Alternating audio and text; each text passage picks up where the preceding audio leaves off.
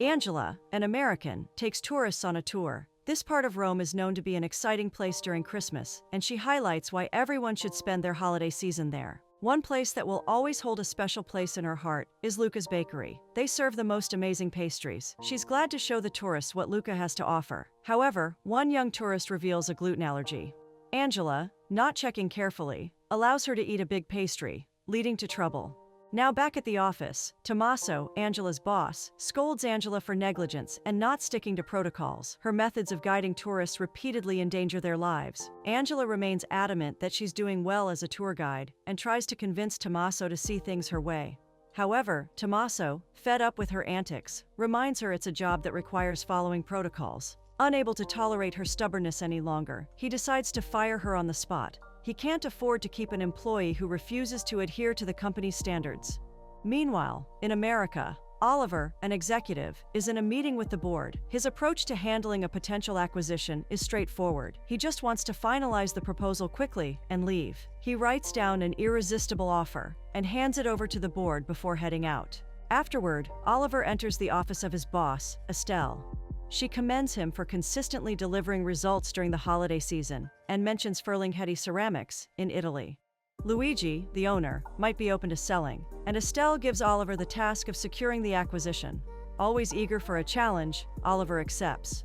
Soon, Oliver arrives in Italy. The language barrier nearly gets him lost until he bumps into Angela. A friendly argument ensues about who's at fault for the mix-up, but Oliver, needing to get to work quickly, asks Angela for directions. Angela, ever the enthusiastic guide, offers to escort him to the restaurant where his meeting is scheduled. During their stroll, they have time to get acquainted. Angela highlights the beauty of Rome and the magic of the season. As they chat, Angela reveals she's currently unemployed, but is planning to start her own company soon. Oliver is impressed by her ambition. Oliver complains about running late for his meeting. His phone's GPS suggests it's the wrong route they're on, but Angela knocks it off. She even stops to show Oliver some sights of attraction. Now at the restaurant, Oliver tries to pay Angela for her services, but she rejects it. Oliver has to consider her services as a gift. Angela gives a little pep talk, never rejects a gift, and always starts meetings with friendly chats. It's a cultural thing in Italy. Luigi is just beside them, so he introduces himself to Oliver. He beckons on Angela to stay back and join them for the meeting. He thinks Angela can help create a balance, considering the differences in the cultures of both parties. The meal is served. Oliver proceeds to break the first rule Angela stated. He immediately starts business talks, and Angela cuts in, initiating a friendly discussion. Oliver still hasn't gotten the memo from Angela. He goes on to mention his plans of working throughout his stay in Italy. Luigi is disappointed. With Angela's help, he immediately changes the narrative. Now, Luigi is still not impressed after he does too much by mentioning an attraction site that isn't found in Italy. Ferlinghetti is a company with love as its core principle. Luigi warns that anyone handling the company must adhere to this and also incorporate the Roman spirit. The meeting's over, and Oliver insists on sticking to his bullish style of business. Angela tries to reiterate the importance of Italian culture, but keeps her words of wisdom to herself, not wanting to seem too pushy. At the hotel entrance, Angela prepares to leave when Oliver offers her a job as his tour guide for the duration of his stay. Although tempted by the promise of good pay, Angela agrees only if she can guide him her way. Later, Oliver meets Jack and Margaret, the couple who leaked the Ferlinghetti prospect to them. Angela's introduction prompts the couple to ask about her company. She admits she doesn't have a name yet. As the couple leaves, Oliver urges Angela to take her company plans seriously, hinting that Jack and Margaret could be potential investors. Meanwhile, Estelle, eager for progress, calls Oliver and urges him to wrap up the deal quickly. Oliver assures her he's on it. On her first day as Oliver's guide, Angela takes him on a tour of the city. Oliver wants a standard textbook-style tour, but Angela insists on showing him places that reflect the essence of Rome, aligning with Luigi's ideals. One stop is a spot where the 7 hills of Rome are visible. Oliver is impressed, beginning to see Angela's unique value. Angela gets Oliver to take a rare break from work, and they sit and chat. Angela shares her concerns about starting her company, admitting she's unsure of where to begin. Oliver, intrigued by her determination, offers to help her set it up if she helps him secure the Ferlinghetti deal. They strike a gentleman's agreement, setting the terms of their partnership. Angela advises that Oliver take a different approach to acquiring the company. Luigi and his family aren't money hungry. This means they'd only sell to someone who can preserve the core principles of the company. While Oliver doesn't have folks he could buy Christmas gifts for, Angela encourages him to get some for Luigi's grandkids as it is tradition. Luigi takes Oliver on a tour of Ferlinghetti Ceramics. Oliver doesn't quite understand why all the ceramics and ornaments are handmade, expressing concern that such a process would slow down production. Luigi acknowledges this, but emphasizes that the company values creating fine, artistic ornaments that are truly appreciated over mass production. As Luigi walks them out, Oliver chats about the little knowledge he's gained about the city so far. Before parting, Oliver hands over gifts for Luigi's grandkids, leaving him impressed. At the park, they cross paths with Tommaso. Sensing the tension between him and Angela, Oliver quickly mentions Angela's new company. He boasts that she'll be handling his company's tours next year. Tommaso, though confused, remains calm. For Oliver, it's the least he can do for Angela, who has been helping him navigate the Ferlinghetti deal. Oliver suggests they grab a meal. It sounds like a date, but they quickly clarify. Angela reminds him of her rule: no dates with clients. At the hotel lobby, Oliver expresses how thankful he is for Angela's excellent guidance. He encourages her to take her plans for her new company seriously. Angela, touched by his words, expresses her gratitude. Angela heads home feeling inspired, her mind open to new possibilities. The next morning, Angela starts her day by thanking Oliver for sending her a business plan template. She proudly announces that she has a name for her company: When in Rome. Angela suggests they bring a gift when visiting Luigi again. They head to Luca's bakery, where she proposes they bake a panettone, a special Christmas fruitcake. Luca has prepared a space and all the necessary ingredients, so the baking begins. As they work, Oliver quizzes Angela about how she ended up in Rome.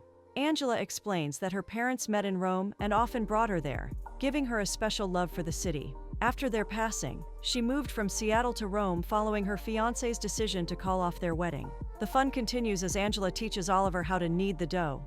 Their hands brush against each other briefly, creating an emotional connection. Both feel the moment and quickly pull back, refocusing on their task. Oliver's phone rings. It's Estelle, checking on the deal's progress. Oliver reassures her that he's working on it. At the fountain, Oliver is excited to participate in a Roman tradition that guarantees a return to Rome. Angela hasn't even finished explaining before Oliver jumps in. But unknowingly, he does something extra, a gesture that promises true love in Rome. That evening, they prepare for Luigi's dinner invitation. Angela looks stunning in a red dress that catches Oliver's attention. He compliments her beauty sincerely. At Luigi's mansion, Mr. and Mrs. Luigi deeply appreciate the thoughtful panettone gesture. It now seems that Oliver is slowly growing on the Luigis. A walk through Luigi's yard finds Oliver appreciating every minute he spent in Rome. He takes a selfie with Angela to mark the special night with someone special. At the dining table, Oliver mentions Angela's impressive work as a tour guide, while Jack and Margaret are seated. Jack and Margaret trust Oliver's recommendations, so they decide to look into Angela's company for a potential investment. Angela is thrilled. Oliver and Angela will spend the day apart. Oliver has a meeting with Luigi, while Angela focuses on perfecting her pitch for a potential big break. Oliver even gives her the day off, though he has a selfish reason. He'd like to go on a date with her. However, Angela's rule still stands: no dates with clients. By giving her the day off, he's not her client for the day, and Angela obliges with a smile. At Ferlinghetti, Oliver crafts an ornament, wishing he could give such a gift to Angela for all her help. Luigi, ever perceptive, notices that Oliver is not just motivated by gratitude, but also by his feelings for Angela. Meanwhile, Tommaso tries to find a way to bring Angela back. His clients have been specifically requesting her services. But his plea falls on deaf ears, and as Angela talks about her plans, Tommaso is devastated. Letting her go was a costly mistake for his company. In her pitch, Angela emphasizes the need to make tourists experience Rome as if they were Romans. She also proposes personalized theme tours as a unique strength of her company. Angela gives a compelling pitch. While Margaret is impressed, Jack promises they'll consider her ideas. Back at the Ferlinghetti studio, Oliver is still working on the special ornament when Luigi offers him a cup of tea. Luigi announces that he and his family have made a decision. He stresses the importance of preserving the soul of Rome. Oliver feels he hasn't fully embodied that yet. Then, Luigi announces that Oliver has the deal. As Angela prepares for her date, she's concerned about the distance between herself and Oliver. Francesca, her friend, reassures her that distance has never been a barrier when two people are in love. Oliver decides to go all out, picking Angela up in a horse-drawn carriage. The dinner is romantic, but the pair have much to thank each other for. Angela thanks Oliver for the business plan and for pushing her to take significant steps forward.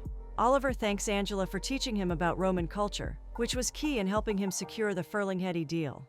Oliver hands Angela the handcrafted ornament, and she's visibly impressed. In return, Angela gives him an antique picture frame with a photo of the two of them. While Oliver appreciates the gesture, he doesn't need the picture to remember Angela. Despite his phone buzzing incessantly, Oliver refuses to answer. Angela begins to say goodbye, but Oliver isn't leaving just yet. He's enjoyed his time in Rome and decides to stay a little longer. Angela then brings up the issue of distance, but Oliver is resolute. He wants to make whatever they share work. Angela is on the same page. When Angela's favorite song starts playing, Oliver immediately asks her for a dance. Though Angela is no dancer, she gives in to Oliver's gentle insistence. The dance becomes fun, and as the song ends, Oliver and Angela share a kiss. The moment is only interrupted when Estelle's relentless calls break through, buzzing Oliver's phone. Estelle demands Oliver's attention. There are tasks awaiting him, and completing them will speed up his shot at a new office and title. Oliver is devastated by the timing. This becomes the first test for their relatively new relationship. Angela expects Oliver to stand his ground, but Oliver's loyalty to his company and his goals wins out. Angela tries to hold him to his words, but it doesn't work out. Angela is certain that nothing will work between them if it starts out this way. She decides she's fine being just friends with Oliver, and in fact, that's what she wants. Moving on seems the best option. On the day of Oliver's departure, Angela avoids him. Oliver's phone conversation with Estelle is cut short when his phone slips into the toilet sink full of water. Francesca talks to Angela about the situation. After Angela mentions she's considering taking a job in Seattle, Francesca urges her not to make any decisions without careful thought. She reminds Angela of how much brighter she seemed during the time spent with Oliver, and Angela agrees. Eventually, Francesca convinces Angela to call Oliver and address their issues. At the hotel, Angela arrives just minutes after Oliver has left. Jack and Margaret accompany her to the concert, where Oliver meets Luigi before catching his flight. Using the GPS she gave him earlier, Angela tracks Oliver down. The pair confess their love for each other. It's the perfect moment for Jack to inform Angela that her pitch was impressive, and they'll be investing in her company. The night gets even better when Oliver tells Angela that he no longer needs to go back to New York. He's worked some magic, and Estelle has agreed to let him work from Rome, making it his new base. Earlier, Angela had shown Oliver a picture of her parents taken in the same park. Now, Oliver leads her to the exact spot where her parents stood, recreating the photo. It's a special moment for Angela, who then shares another kiss with Oliver.